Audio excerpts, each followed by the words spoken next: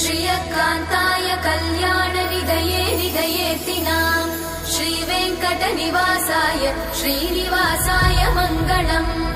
लक्ष्मी सविभ्रमालोकसुभ्रूविभ्रमचक्षुषे चक्षुषे सर्वलोकानां वेङ्कटेशाय मङ्गलम्।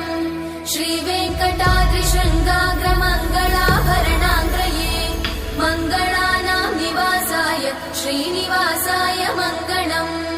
सर्वावयव सौन्दर्य सम्पदा सर्वचेतसां सदा सम्मोहनायास्तु वेङ्कटेशाय मङ्गलम्।